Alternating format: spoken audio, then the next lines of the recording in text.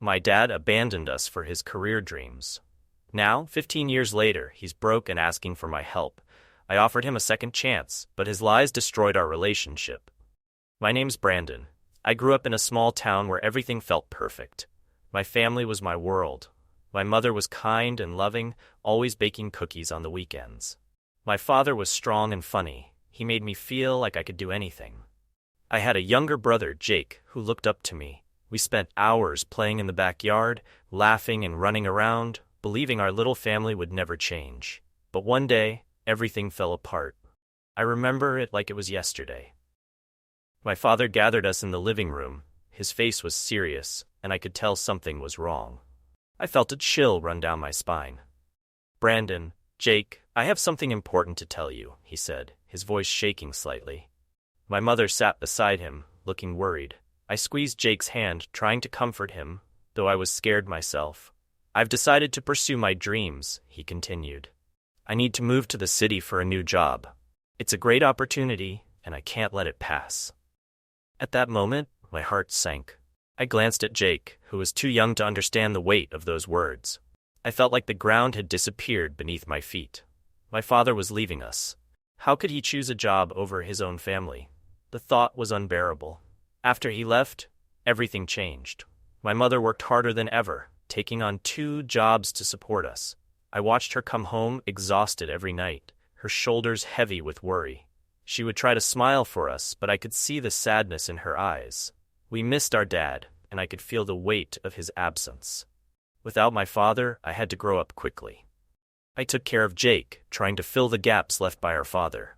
I became his protector and his guide, even though I was just a kid myself. School became a challenge. The kids would tease me, saying my dad didn't want us.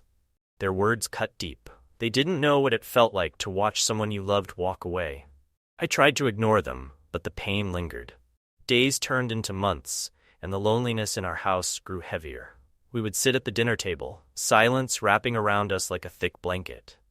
I often found myself wondering if my father ever thought of us. Did he miss us? Did he care?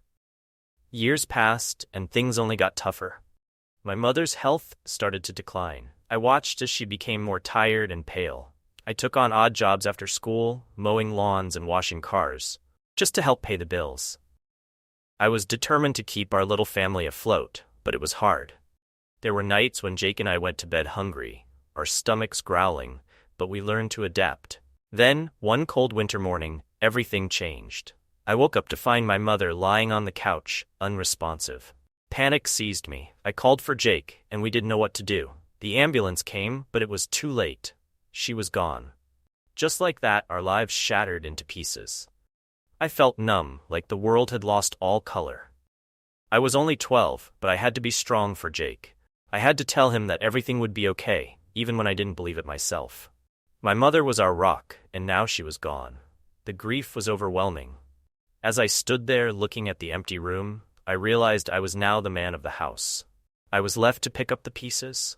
The anger towards my father grew inside me. He had chosen his dreams over us, and now we were alone. I wanted to scream at him, to make him understand how much he had hurt us. But deep down, I also wished he would come back and fix everything. Little did I know that the future held a surprise I could never have imagined. The story of our family was just beginning, and the pain of abandonment would haunt us for years to come. After my mother's death, my life took a drastic turn.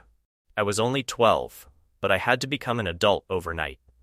Jake was just a child, and I had to protect him while dealing with my own grief. The loss of our mother left a gaping hole in our lives. We moved into a small apartment, and it felt so empty. Days turned into weeks, and I tried my best to keep things normal for Jake. I made dinner, helped him with homework, and took him to school. I often felt exhausted, but I couldn't let him see it. I wanted him to feel safe, to believe that we would be okay. The first few months were the hardest. I worked odd jobs after school to make ends meet. I mowed lawns, walked dogs, and delivered newspapers. Every penny counted.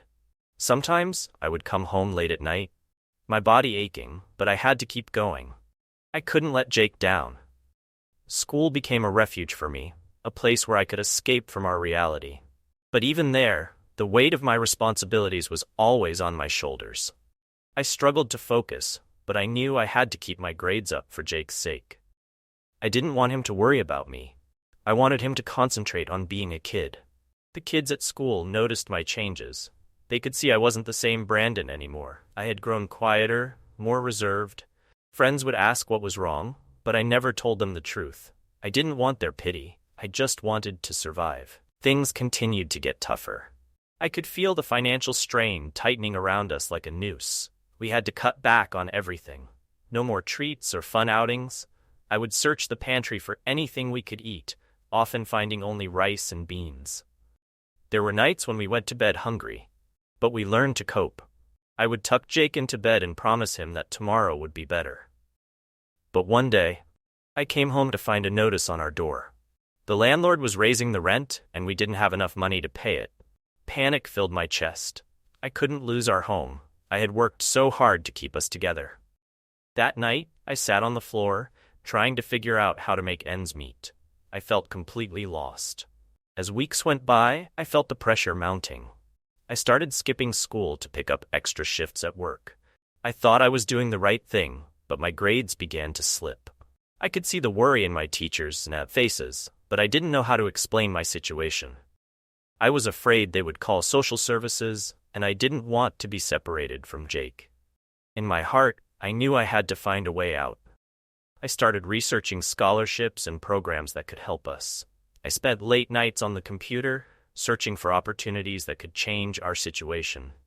I wanted to provide a better life for Jake, to give him a chance at a brighter future. But as the days passed, I felt the weight of my world crashing down. I would lie awake at night, feeling overwhelmed. I missed my mother desperately. She had always been our source of strength. I felt like I was failing Jake, like I was losing him to this darkness. Then came a day when everything changed again. I was at work, exhausted and frustrated. A regular customer noticed how tired I looked. She asked if I was okay, and for the first time, I broke down. I shared a little about our situation, and she listened without judgment. Her kindness made me realize that I didn't have to do everything alone. She helped me connect with a local community center that offered support for families like ours. They provided meals, tutoring, and resources to help us get back on our feet. I felt a glimmer of hope, something I hadn't felt in a long time. Maybe, just maybe, we could make it through this together.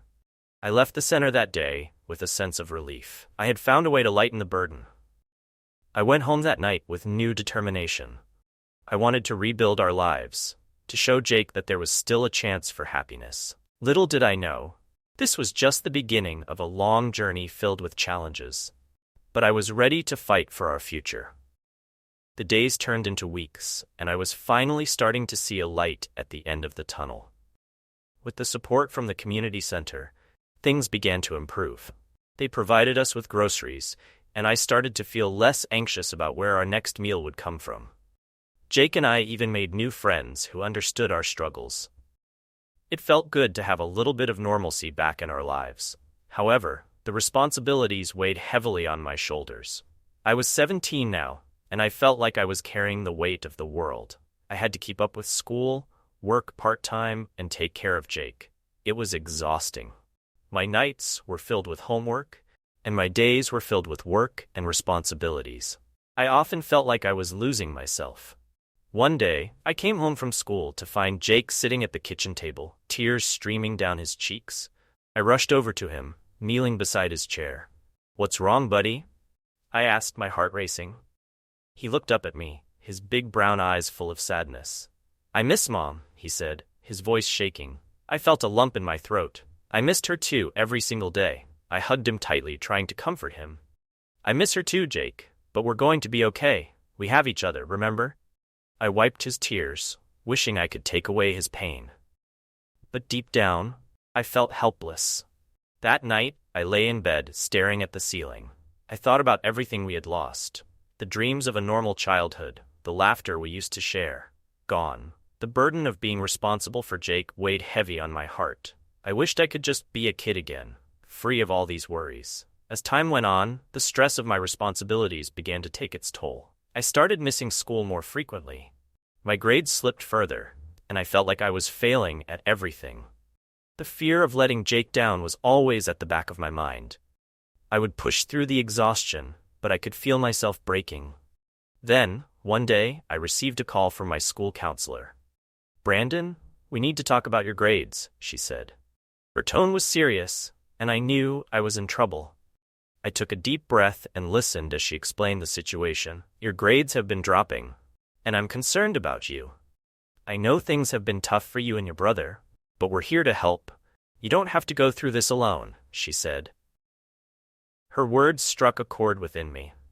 I realized that I had been so focused on surviving that I had neglected my own needs. I had to reach out for help, but pride kept holding me back. I felt ashamed to admit that I was struggling. After our conversation, I decided to take a step back. I needed to prioritize my education. I talked to my boss about reducing my hours at work and committed to getting extra help at school. I wanted to show Jake that it was okay to ask for help. Slowly, things began to change. I started going to tutoring sessions after school, and my grades began to improve. I felt a renewed sense of hope. I wanted to prove to Jake that we could rebuild our lives. We could create new memories, even in the midst of our pain. But just as I thought things were getting better, another challenge emerged. I came home one evening to find our apartment door slightly ajar. Panic surged through me as I pushed it open, calling out for Jake. "Jake, are you here?" I shouted, my heart racing.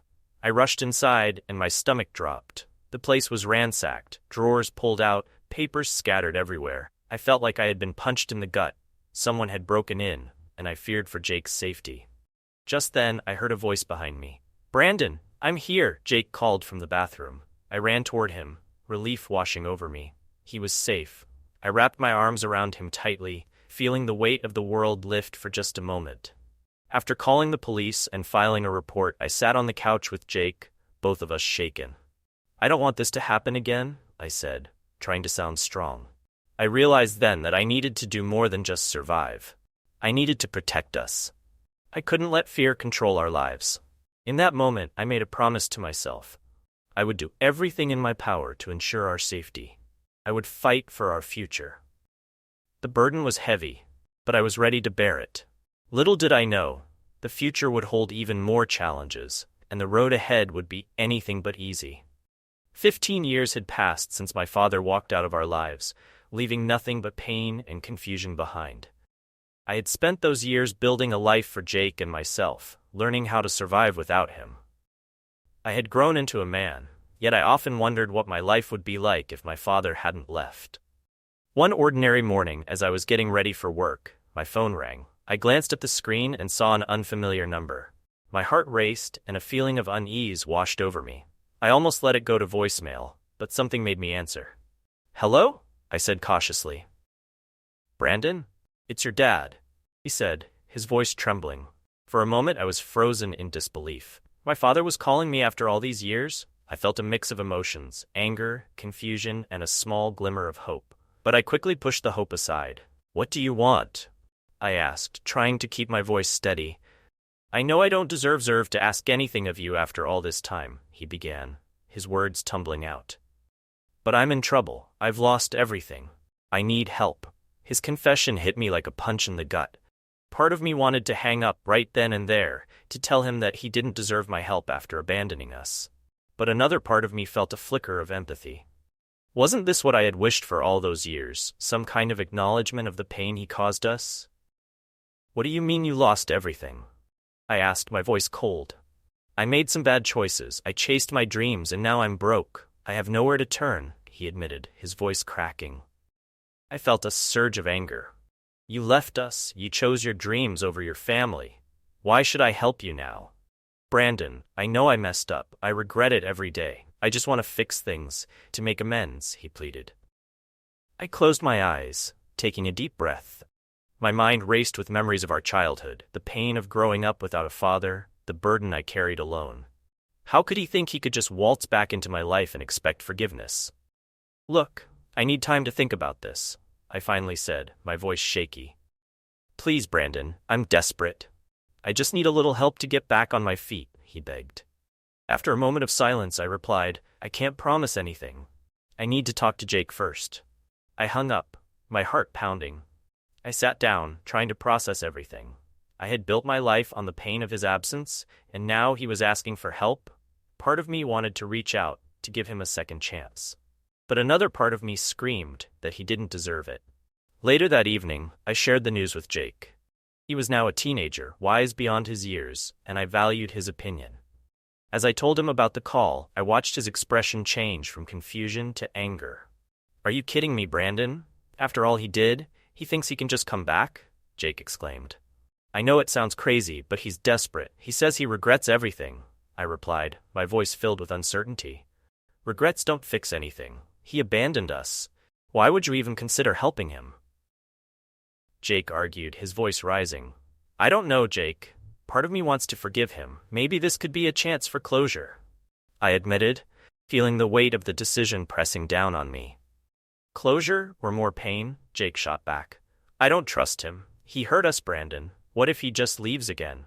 I looked into Jake's eyes, filled with so much hurt and anger. I understood his feelings. I felt them too. But could I really turn my back on the man who had once been my father? "I'll think about it," I said softly. "I just need to figure out what's best for us." That night, I lay in bed, my mind racing. The call had opened a floodgate of emotions I had buried for years. I thought about my father's regrets and my own anger. I felt torn between wanting to help him and protecting Jake from more pain. Eventually, I made a decision. I would give him a chance, but I would be cautious. I wouldn't let my guard down. I owed that to Jake and to myself. A few days later, I found myself sitting in a small cafe, waiting for my father. My heart raced as I replayed our conversation in my mind. I had agreed to meet him, but the tension in my stomach was unbearable. I had no idea what to expect. When he walked in, I barely recognized him. He looked older, worn down by life's struggles. His hair was graying, and his eyes were tired, but they still held a hint of the man I once knew. He approached me slowly, his hands trembling slightly. "Brandon," he said softly, his voice shaky. "Dad," I replied, trying to keep my tone neutral. We sat in silence for a moment, the weight of our past hanging heavily in the air. I could feel the tension between us, like a thick fog that wouldn't lift. "I appreciate you meeting me," he finally said. "I know I don't deserve your time." "You're right about that," I shot back, my frustration bubbling to the surface. "You left us. You have no idea what Jake and I went through." He nodded, looking down at his hands. "I know, and I'm sorry. I can't take back what I did, but I regret it every day." I wanted to scream at him, to tell him all the pain he caused, but instead I took a deep breath. "So what do you want from me?" I asked, cutting straight to the point. "I just need a little help," he said. "I'm behind on my bills, and I can't get a job without a stable address. I thought maybe you could lend me some money to get back on my feet." I felt a surge of anger. "You want me to just hand you money after everything? You abandoned us when we needed you the most." I know I messed up," he exclaimed, his voice rising. "But I'm trying to change. I want to be a part of your lives again." I looked at him, searching for sincerity in his eyes. Was he really trying to change, or was this just another lie? I thought about the years of struggle Jake and I had endured without him. The nights I lay awake, wishing for a father's love. "I don't know if I can trust you," I admitted. "You say you want to change, but how do I know you won't just leave again?" "I won't," he promised, his voice earnest. "I swear I've learned my lesson. I just want to be there for you and Jake." I took a deep breath, feeling the weight of his words. "Fine," I said, "but this is your last chance. If you screw this up, I won't forgive you again." He nodded, relief washing over his face. "Thank you, Brandon. You won't regret this." As we talked, I felt a flicker of hope. Maybe this could be a chance for us to rebuild our relationship. But deep down, I was terrified. I didn't want to get hurt again. Over the next few weeks, we met regularly. I tried to keep things light, but the tension lingered. Jake was less than thrilled about our father's presence in our lives, and I could feel the strain it put on our relationship. One evening, after a particularly tense meeting, I returned home to find Jake waiting for me. He looked upset, and I knew this conversation was coming. "Brandon, I don't like this. Why are you giving him a chance?" he asked, his voice filled with frustration. "Because he's our father, Jake. He's trying to change," I replied, trying to stay calm. "He left us. He hurt us. I don't understand how you can just forget that, he shouted, tears in his eyes. I'm not forgetting, but we have to at least try, I insisted. Jake shook his head, his anger boiling over. I don't want to try. I want to forget he ever existed. I felt a wave of sadness wash over me. I understood Jake's feelings, but I didn't want to shut the door on our father completely. Please, just give him a chance. We can't keep living in the past, I pleaded. He crossed his arms, glaring at me. You're making a mistake, Brandon. I won't let you drag me back into his mess. I felt helpless as we argued. I didn't want to choose between my brother and my father. But I also knew that I had to try to mend the wounds of the past. The weeks turned into a blur of meetings and strained conversations with my father. I wanted to believe he was genuinely trying to make amends, but every time I looked at him, I saw the man who had walked away from us. One afternoon, while I was at work, I received a call from my father. He sounded panicked. Brandon, I need to talk to you. It's urgent. I rushed to meet him, my heart racing. What could possibly be wrong? When I arrived, I found him sitting at the cafe looking more anxious than I had ever seen him. What's going on? I asked, taking a seat across from him. He looked around nervously, lowering his voice. I haven't been honest with you. Things are worse than I let on. My heart sank. What do you mean? I lied about how I lost my job. I didn't just lose it, I was fired for misconduct, he admitted, shame washing over his face. What kind of misconduct? I pressed, feeling my stomach twist. He hesitated, glancing around again. I got caught stealing from the company. I thought I could take some money to get by, but it all spiraled out of control. I felt a surge of betrayal. You're kidding, right? You stole? After everything, you thought that was a good idea? I was desperate. I didn't know what else to do, he argued, his voice rising. This isn't just a small mistake, Dad. You don't understand how serious this is. I shot back, my anger boiling over. I know I messed up again, he shouted, frustration etched on his face. But I'm trying to fix it, I swear. How can I believe you? I yelled, standing up from the table. You've lied to me before. You said you wanted to change, but it looks like nothing has changed. I turned to leave, feeling tears prick at my eyes. I couldn't take this anymore. All I wanted was a chance to heal. But instead, my father kept dragging me back into his mess. Brandon, please, he called after me. I'm sorry, I'm really trying. But I couldn't listen. I stormed out of the cafe, feeling the weight of betrayal crushing me. When I got home, Jake was waiting for me. What happened? He asked, sensing my distress. I can't do this anymore, Jake. I thought he was trying to change, but he's just lying again, I confessed, my voice trembling. I told you he couldn't be trusted, Jake shouted, anger flaring in his eyes. Don't you think I know that? I wanted to believe he could be a good father. I wanted to give him a chance. Giving him a chance is what got us into this mess in the first place. Jake fired back. I felt tears streaming down my face. I just wanted a family, Jake. I thought maybe he could be part of our lives again. But now, I just feel lost. Jake softened, stepping closer to me. Brandon, we have each other. We don't need him. We can make our own family. He was right, and yet I felt so torn. I wanted to protect Jake from the pain my father brought into our lives, but I also wanted to find some closure for myself. The next day, I called my father. We need to talk, I said firmly. He agreed to meet me, but I could sense the tension. I felt a mix of anger and sadness as I approached the cafe once more. When he arrived, I wasted no time. You need to stop lying to me. You can't expect me to help you if you're not honest, I said bluntly. I didn't want to hurt you. I thought I could fix it before you found out, he replied, guilt written all over his face. But you've just made everything worse. I can't trust you anymore, I said, my voice shaking. I'm begging you, Brandon. I need your help. I can turn things around if you just give me a chance, he pleaded. Why should I? I shot back. You've already broken my trust. I can't keep doing this. He looked at me with desperation in his eyes. I'll do anything.